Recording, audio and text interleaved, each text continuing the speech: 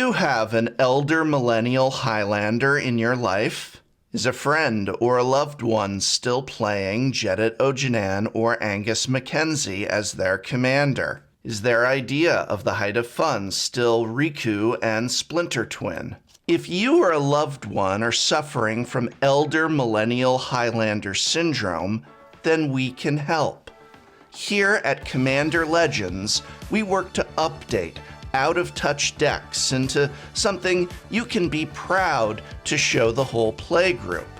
We can work to bring elder millennials out of their Highlander comfort zone and introduce them to a whole new world of cards that were printed within the last 10 years. Commander Legends can help to alleviate symptoms such as feeling mana screwed, even when you have no visible issues, all of your creatures dying to removal, Rakdos intolerance, needing that one extra mana to do what you want to do this turn, accidental pub stomping, spells fizzling prematurely, high sodium levels, unwarranted or excessive sympathy for Jimmy when watching game nights, and many other symptoms. Terms and conditions apply. Commander Legends cannot be held liable for you losing games due to poor sequencing, bad draft assessment, or not running enough lands. Symptoms above have been shown to be reduced in test studies, and your mileage may vary.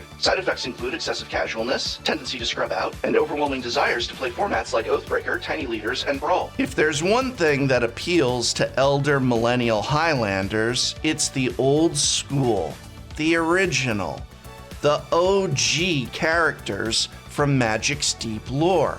By using old school characters from lore almost no one has heard of, remembers, or even cares about, we at Commander Legends create cards that those suffering from Elder Millennial Highlander can more easily integrate into their hipster-like conditions for building Commander decks. So settle down, get comfy, while I preview several Commander Legends cards, build a deck around them, and ultimately tell you a tale of the true hipster of the Carthalion line on Dominaria, a man lost to the ravages of time. That man is Jared Carthalion. Jared Carthalion was the last known survivor of House Carthalion, a Dominarian family of some renown. Their line were just, though they often walked the line and could be considered objectively gray in many ways. From Knights of Keldor and advocates of the Juniper Order to Elder Druids, the family made an impact on Dominarian history, but none were as famous as Jared, also known as the Shadow Mage. Jared Carthalion grew up a beggar on the streets. His exile was thanks to his appearance being altered by the fearsome Ravidel. When Ravidel battled Jared's father, Jared was caught in the crossfire. 16 years later, Jared stole the legendary Black Lotus, leading a rebellion against Ravidel. He used the Black Lotus to summon a Shivan dragon to defeat Ravidel. Ravidel survived, however, and the events that followed culminated in the start of the Planeswalker War, where Jared and Ravidel would face down once more. No one can be sure what happened to Jared, as he wasn't mentioned during the Phyrexian invasion. Isn't that an appealing card for elder millennials? Someone that only you have heard of. How cool is it that he stole a Black Lotus, and he rode a Shivan dragon? The 90s. Jared Carthalion, True Heir. For Naya mana, Jared Carthalion, True Heir is a 3/3 legendary human warrior, and let me just be the first to say, that artwork is really sweet. When Jared Carthalion enters the battlefield, target opponent becomes the monarch, and you can't become the monarch this turn. If damage would be dealt to Jared Carthalion while you're the monarch, prevent that damage and put that many +1/+1 counters on Jared. Another thing that is appealing to elder millennials is that this card does not have an apparent build around me theme. You have to actually Think about it and figure out what you want to do with Jared. It's actually tricky to evaluate. Isn't that exciting? Unlike cards that are slam dunks like Chulain, Teller of Tales, Jared actually requires you to think while brewing. Jared's damage prevention ability triggers if we are the Monarch, but his Enter the Battlefield effect gives the Monarch to another player and stops us gaining the Monarch that turn. It's obvious that we want to concentrate mechanically on the Monarch mechanic, but beyond that, where do we take the deck? In order to figure out how best to utilize Jared and how we can take advantage of his abilities, let's look at recent design space and Naya in EDH. The most recent Naya commanders of note can be largely divided into three main categories. Creature tokens like Rin and Ciri, Inseparable, Atla Palani, Nest Tender, and of course everyone's favorite Conclave Exile. Combat matters in the case of Marisi, Breaker of the Coil, and many older stompy Naya builds, and lands matter in the case of Zakama, Primal Calamity, and Obun, Moldaya Ancestor, who leads one of the fantastic Zendikar precons. If you haven't checked out my review for those yet, you can find it here and in the description. When considering these recent commanders, we can draw from their decks to help sculpt an identity out for Jared. Marisi and Combat Matters cards like Disrupt Decorum can help to sow chaos and ensure we keep the Monarch once we can obtain it. Landfall effects take advantage of our ability to ramp and make multiple land drops in green. Landfall creatures like Geode Rager can goad our opponent's creatures, and Trove Warden can help to reuse rattlesnake effects like Spore Frog and Soul Snare to make it hard to attack into us. We've even got access to Ambush Viper. Yup, that's right. Surprise bonus preview card, the reprinting of Ambush Viper. And if you draft your deck around Jared, you'll be able to flash in the OG Rattlesnake on block duty. And that's why you stay till the end of the video. Tokens are a great resource, and so I'm excited about adding the likes of Loyal Apprentice to our deck. Making a free Thopter every turn when Jared is in play can help to both steal the Monarch and retain it by providing blockers. Now that we've got some great starting points to help form a strategy, our goal is to play any payoffs we can get for not being hit, and to play cards that can help pivot from a defensive strategy into an offensive one when the time comes to clean up. First things first, the Monarch. If we're in this deck, we want it. And you want to see more preview cards, right? Well, I've got not one, but two more. First up, a solid popper reprint, Palace Sentinels. When they enter, you become the Monarch. Perfect. And next up, something a little more spicy.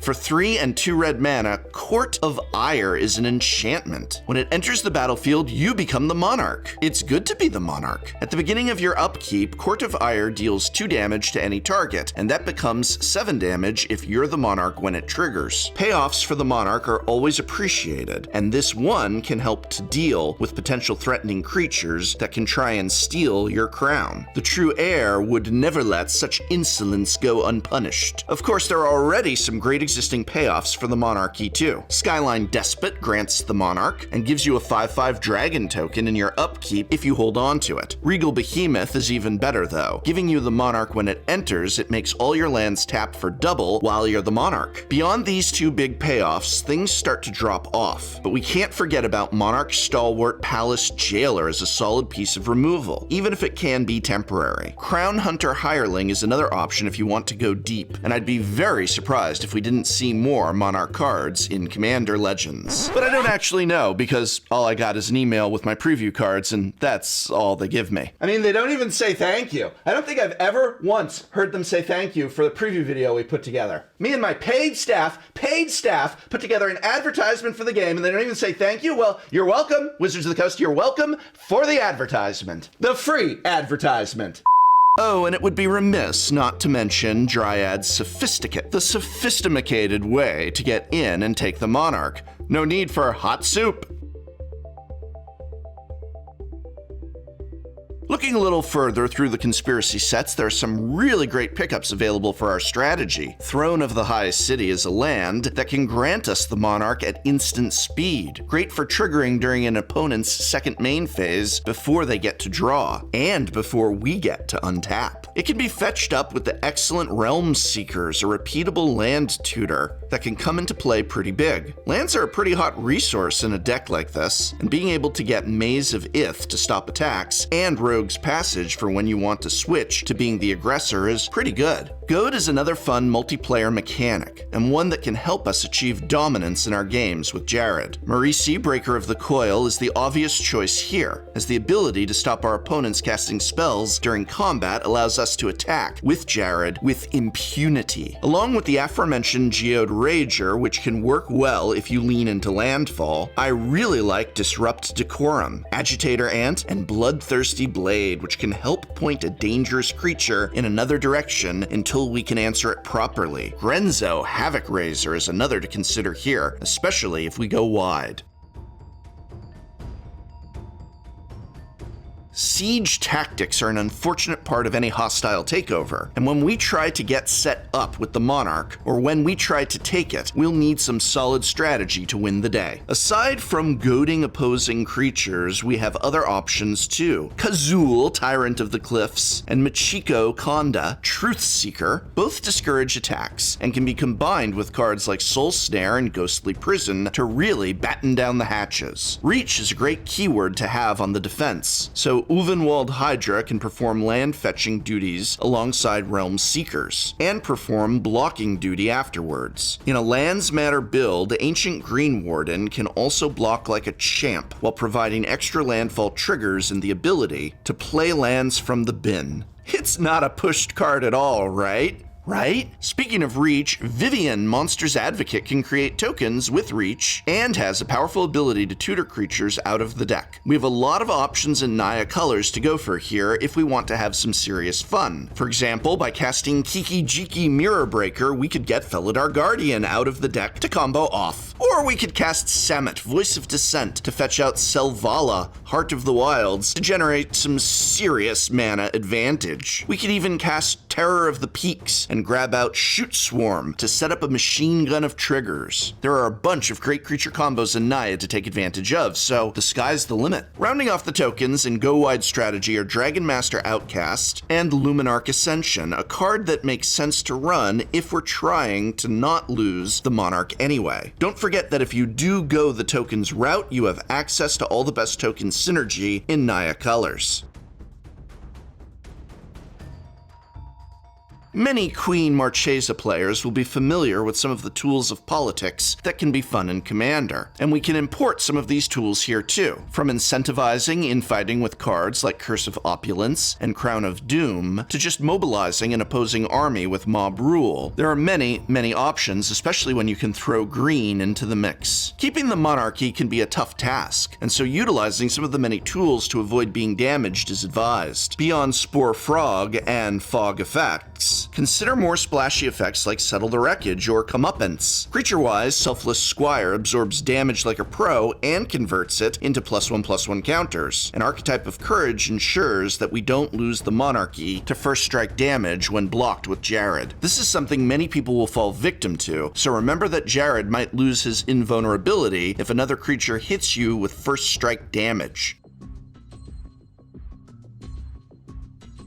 We've got some great synergies, so how best to end the game? Well, the first way is undoubtedly with commander damage with Jared, as he can grow bigger by blocking or taking damage while we're the monarch. To get him through, we can use Trailblazer's Boots, Whisper Silk Cloak, and Fleet Feather Sandals. How best can we get him pumped up though? Well, in a Naya deck, we are likely to ramp pretty hard, so Blackblade Reforged is an excellent ancillary card in this area. But the easiest way will be to use use damage-based wraths to put counters on him. If we do this main phase 1, we can then send him into the fray immediately. This opens up to the damage redirection package, and I think this is a great direction to take the deck. You'll essentially want to play Star of Extinction, Blasphemous Act, and other damage wipes on top of Brash Taunter, Stuffy Doll, and Boros Reckoner. The damage from these can be redirected to an opponent's face for good old-fashioned burn. We can double up on these using Pyromancer's Goggles, Strionic Resonator, or Lithoform Engine. And in a deck like this one that cares about pushing through damage, we can utilize X spells like Comet Storm and Oriella's Fury. There are plenty of ways in green to make a lot of mana, and we can fall back on Zerda the Dawnwaker and Basalt Monolith if needed. All of these spells grow Jared while we're the Monarch, and what doesn't grow dies. You can go pretty deep on this strategy if you really want to, and try out more damage redirection effects, or combos like Arcbound and Gideon's Sacrifice, but you know, you get the idea.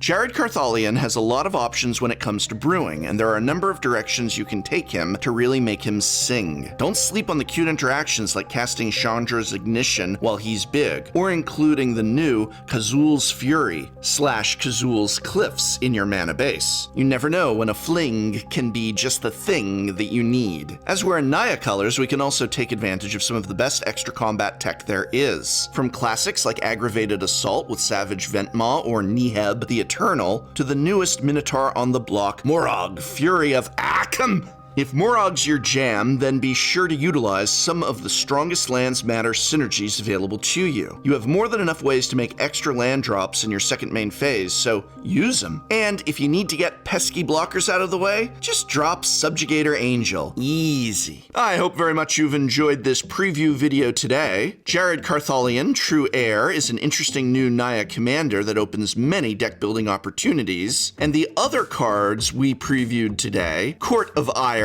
Ambush Viper, and Palace Sentinels, are all solid cards for this archetype when drafting or played sealed with Commander Legends. Let me know in the comments below what you think of Jared. I've included a sample deck list based on today's lecture in the description, so be sure to check that out. Special thanks as always to this video's script supervisor Kristen Gregory, who designed said sample deck. How exciting to get to build a tech for a deck that no one else has yet. So there it is, Jared's first deck list. Go see what you think of Kristen's build in the description of this video. Special thanks also to our editor, Jonathan Choi. And of course, I must offer a very special you're welcome to Wizards of the Coast for putting this free preview video together for them. Hope it helps build some hype for this next set.